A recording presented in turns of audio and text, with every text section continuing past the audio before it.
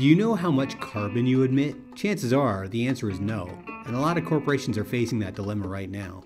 Executives talked about this at the Enterprise Carbon Accounting Summit recently, sponsored by Greentech Media. How do you define a carbon footprint? You generally look at it from a Scope 1, Scope 2, and Scope 3 emissions. Scope 1 and Scope 2 can be termed direct and indirect emissions. And so generally speaking, most people will define a company's footprint as being made up of those two pieces. Scope 3 is things like employee travel. So if you traveled back and forth to this conference, that could be considered that. Some of the upstream and the downstream sources that are used as maybe inputs into your business. WRI a long time ago came out with a report or a study looking at, this was consumer products, and found that 80% of the environmental footprint of a given product was really dictated at the design phase.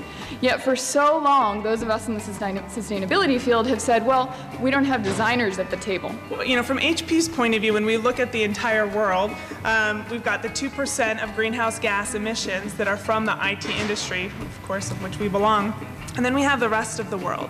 So as we kind of looked at this issue, for us, we need to look at it in both of those parts because we're in a unique position with all of our technology. But we've got about 8,000 people, employees, and a growing global presence, mostly U.S. and Canada. But we're also very typical of a lot of software companies in that our footprint is 80% about the employee commuting, the electricity we use in our data centers and our facilities. The procurement upstream and downstream is that supply chain. It's the DVDs and the DVD boxes and the marketing mailers and the merchandising displays that you see at Best Buy and Costco. Sony has a measurable impact on global greenhouse gas emissions. We're a little bit less than 0.01% of the total human man-made greenhouse gas emissions. So it's a pretty significant number. There's what they call the dark green NGOs, which want to have nothing to do with corporations and view corporations as the enemy and are very adversarial.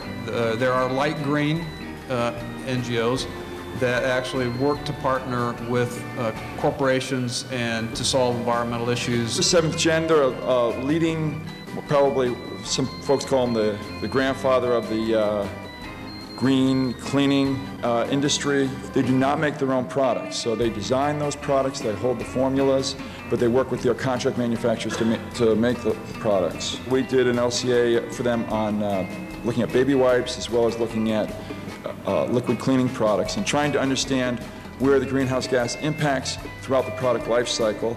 And those investigations have affected the sourcing of raw materials for one of the products, and in another case led to the development of a campaign around cold water wash. In case you didn't know, if you looked at your bottle of laundry detergent from cradle all the way to grave, roughly 95% of those impacts were in the consumer heating hot water. So what that did was have 7th Gen think about, okay, well, we could focus on all these other parts of our supply chain, but what we're really talking about is consumer behavior, the design of our product to work in colder water, and also equipment manufacturers and how, carefully I can control what temperature I want to wash my clothes at.